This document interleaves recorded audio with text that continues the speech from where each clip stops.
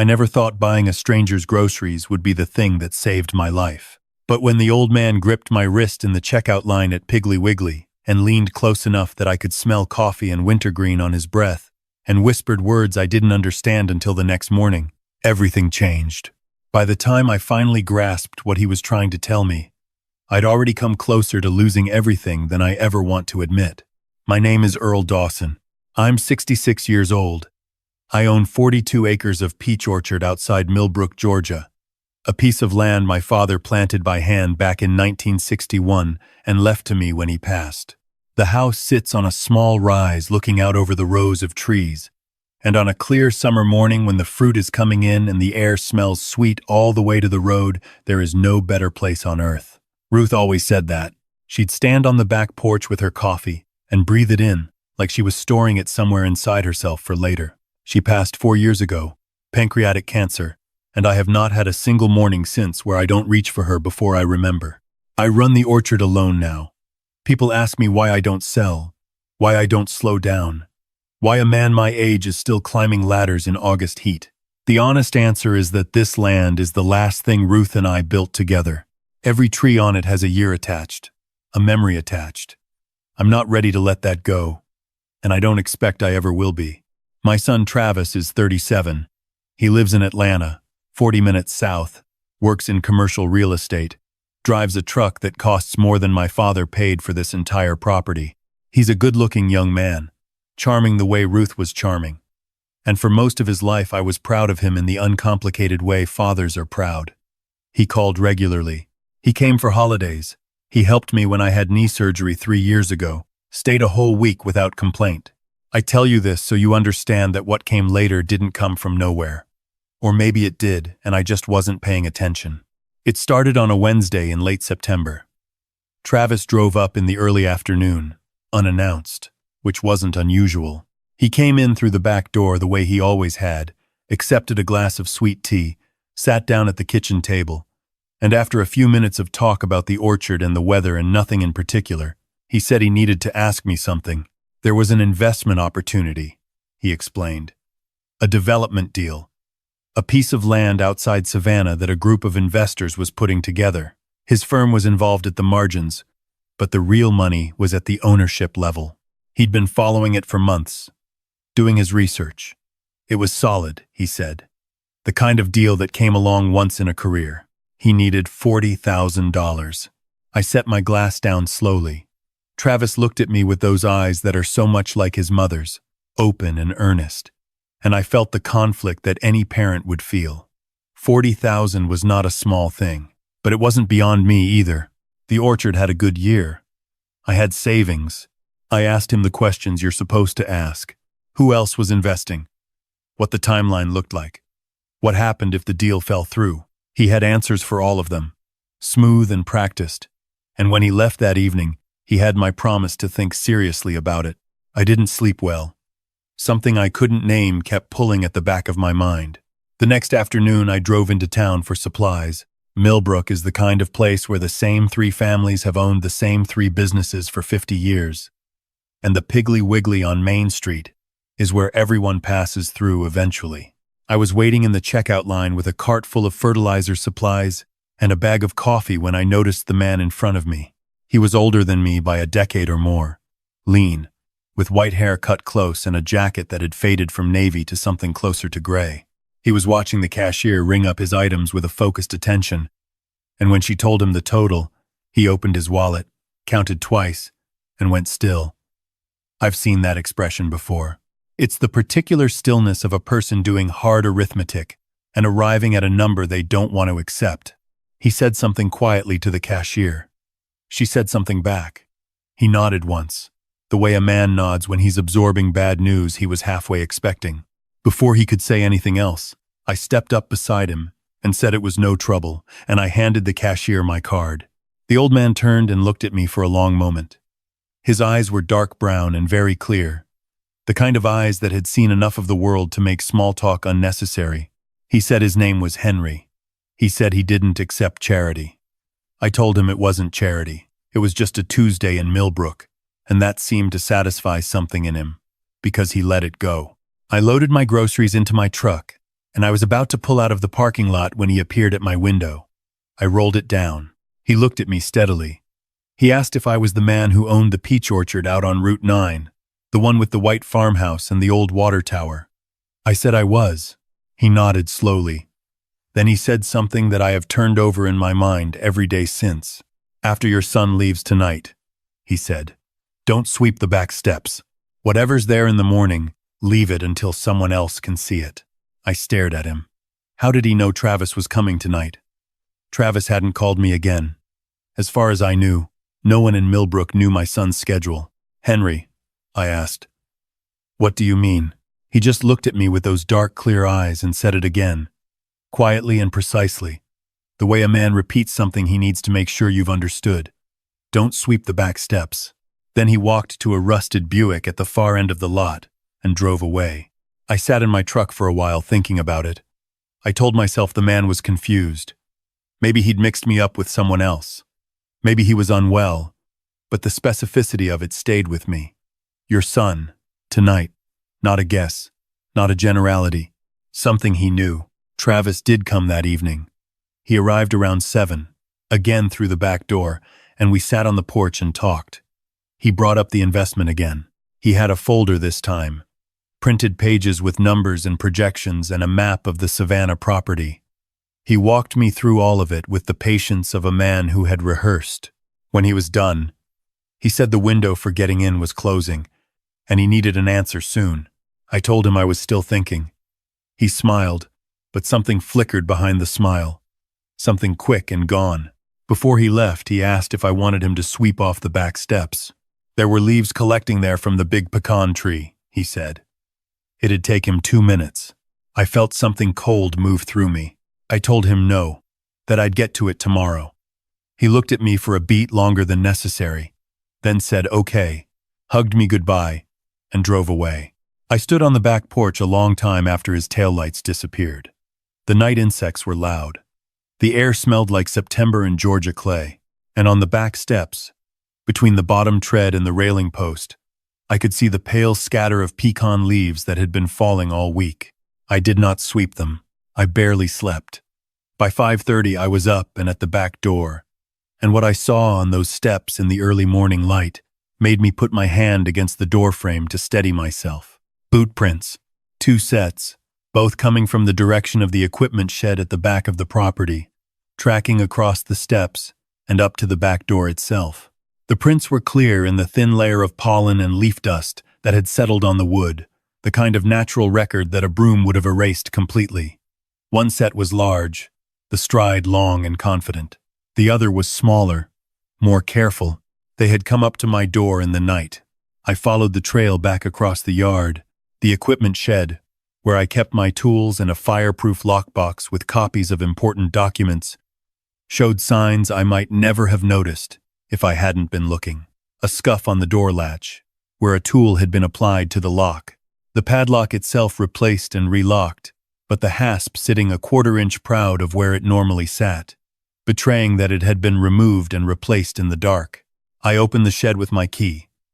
Everything appeared to be in order, but when I checked the lockbox, I found the documents had been disturbed, not taken, but handled. The order was wrong. The envelope containing my will, my property deed, and my financial account summaries had been opened and resealed, not perfectly. Someone had photographed them. I sat on the edge of the truck bed for a long time in the morning light, with my coffee growing cold in my hand, and I tried to think clearly. Someone came to my property in the night, broke into my shed, and photographed my financial documents. My son had been pushing me toward a $40,000 investment decision and had tried to sweep the back steps before he left. I drove into town that afternoon and went to see a man named Curtis Webb at Farmers State Bank, where my family had done business for 4 decades. I asked him to review my accounts for any unusual activity or any recent inquiries. Curtis is a careful man and a discreet one, and he had the look of someone choosing his words deliberately when he came back to the table. There had been an inquiry, he said. 3 weeks ago, someone had made a request for financial records and account summaries through what appeared to be a proper legal channel, a power of attorney document filed by an attorney's office in Atlanta. The name on the document was Travis Earl Whitfield. My legal name. Not the name anyone calls me. I asked Curtis whether he had released those records. He said he had, because the documentation appeared to be in order. He said he was sorry, and I could see that he meant it. I drove home with my hands tight on the wheel, and a feeling in my chest like swallowing gravel. I pulled every document I had, compared signatures, found what I was afraid I'd find. Someone had copied my signature from an old check, blown it up, traced it onto a legal document, and filed a power of attorney with an Atlanta law firm giving Travis control over my financial affairs. It was dated 6 weeks ago, 3 weeks before he first came to me asking for $40,000. He wasn't asking for the money. He was laying groundwork, testing whether I'd give it willingly. If I agreed, he could drain my savings with my blessing. If I refused, the power of attorney was already in place. That night I sat at the kitchen table in the dark with Ruth's photograph on the shelf above the stove and tried to understand how we had arrived here. Not this moment, but this version of our son. When had the man who stayed a week after my knee surgery become the man who stood in my shed in the dark photographing my will? I thought about what I knew and what I didn't. I thought about Henry in the Piggly Wiggly parking lot and the certainty in his voice. After your son leaves tonight. He had known Travis was coming. He had known about the steps. He had known something was going to happen, which meant he had known something was being planned. I called my neighbor Darlene the next morning. She lives half a mile down the road and has a security camera at her gate that her son installed after a string of mail thefts the previous spring. I asked if I could come look at the footage from 2 nights ago. She said of course, and had coffee ready when I arrived. The footage wasn't perfect, but it was enough. At 11:47, a black sedan drove slowly past her gate with its headlights dimmed, moving toward my property. At 1:20, it passed again, going the other direction. Faster, 2 figures in the front seats. As the car turned at the intersection, a streetlight caught the driver's side and showed a partial view of the passenger. A younger man holding something flat across his lap. A folder, or a tablet displaying photographs. I copied the footage to a flash drive Darlene gave me. That afternoon, I drove to the county seat and sat down with a friend of mine, a retired sheriff's deputy named Bill Okafor, who'd worked this county for 22 years before bad knees made him step down. I laid everything out on his kitchen table. The boot prints, the disturbed lockbox, Curtis's account at the bank, the forged power of attorney, the security footage. Bill listened without interrupting, which is the kind of listener he's always been. When I finished, he was quiet for a moment. Then he said, "Earl, you understand what you're looking at." I said I did. He said, "The forgery alone was a felony. Combined with the financial fraud and the unauthorized access to my property, we were talking about multiple serious charges." He asked me if I was prepared for what that meant in practical terms. I thought about Travis's face in my kitchen, that smile that moved like something independent of the rest of his expression. I thought about Ruth saying I raised him right, saying it with that certainty she had about most things. I told Bill I was prepared. He made calls. He had connections with the current sheriff, a younger woman named Dana Pruitt who had worked under him in her early years. Within 2 days, Sheriff Pruitt had opened a formal investigation. The law firm in Atlanta that had filed the power of attorney was contacted. The attorney who filed it, a man named Greg Connor, became very cooperative very quickly when the sheriff's investigators showed up with questions about notarized documents bearing forged signatures. Greg Connor, it turned out, had been Travis's college roommate. He had helped arrange the forged power of attorney in exchange for a fee, and he had also been the second man in that black sedan. The folder Travis's passenger had been holding contained photographs of my documents. Connor had come along to verify which accounts were worth targeting. What neither of them had anticipated was that I would be awake, that I would not sweep the steps. The investigation moved quickly.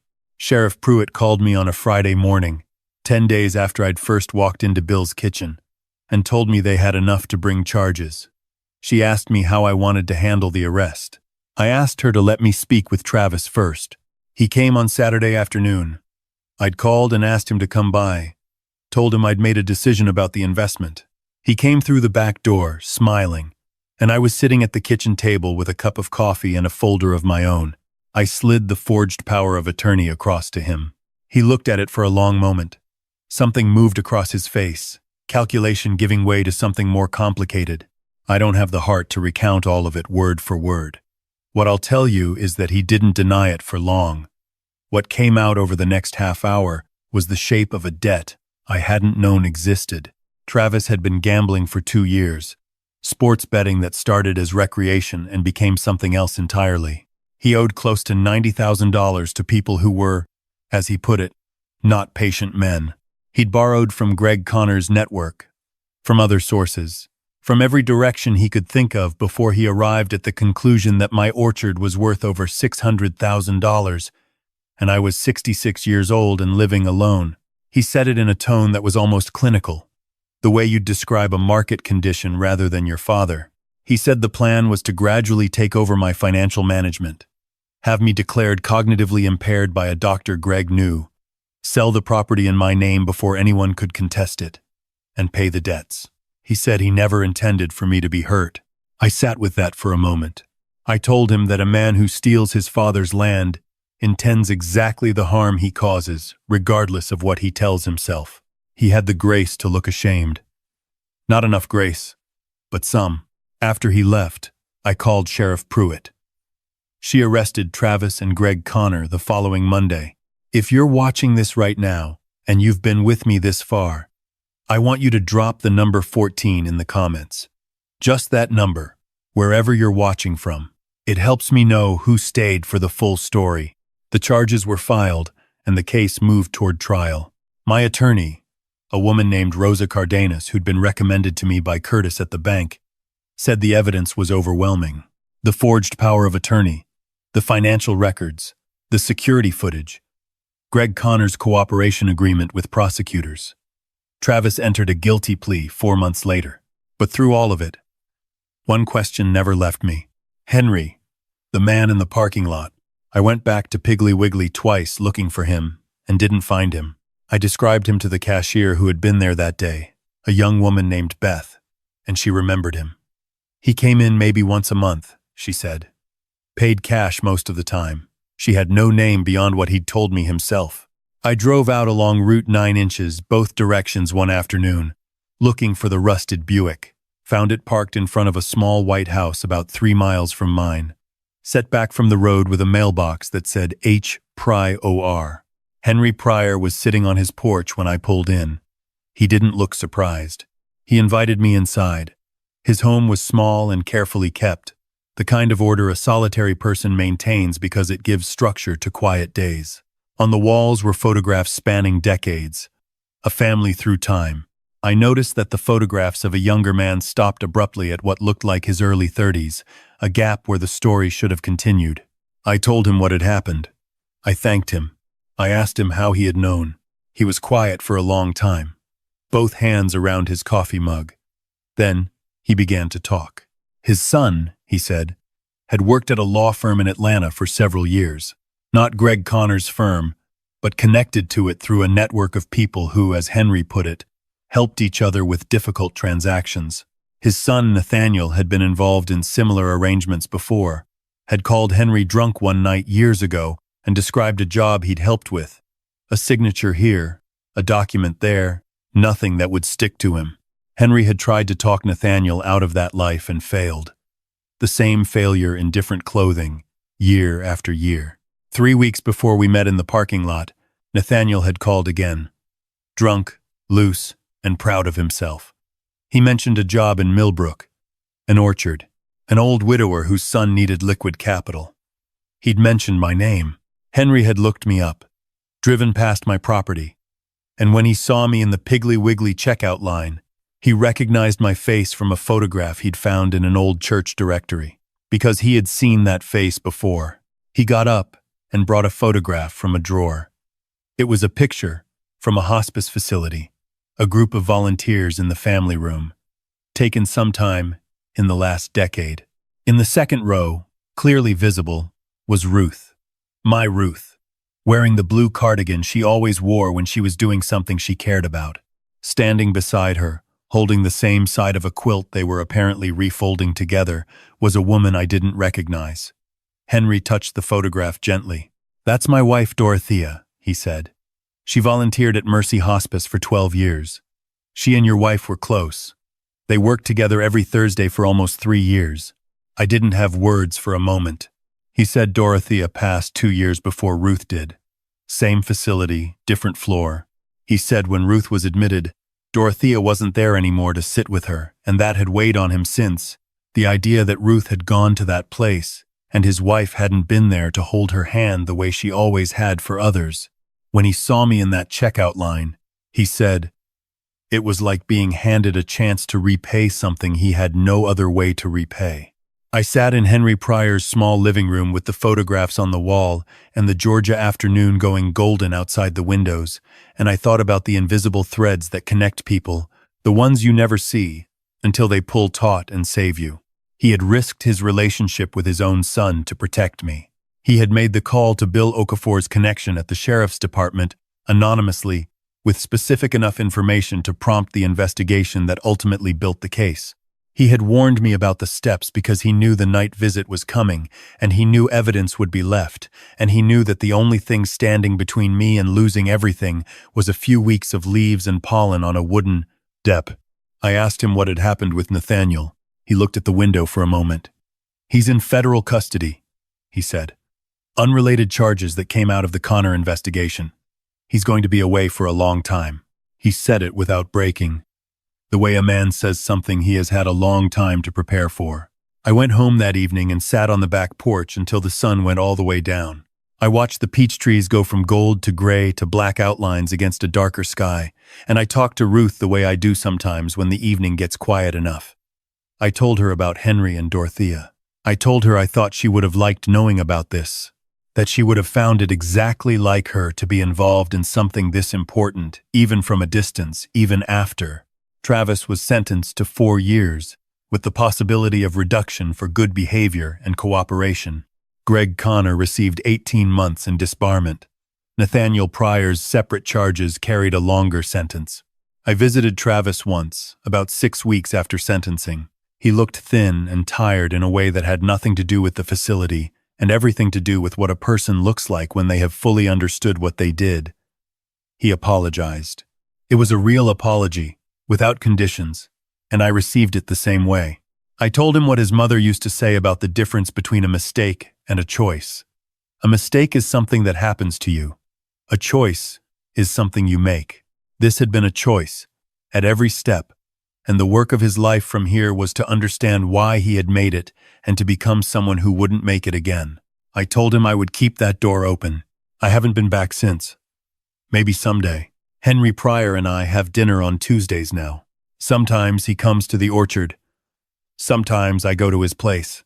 We talk about Dorothea and Ruth, about the orchard, and the particular way Georgia light falls in October, about Nathaniel and Travis, and what it means to love a child who has made themselves into someone you don't recognize.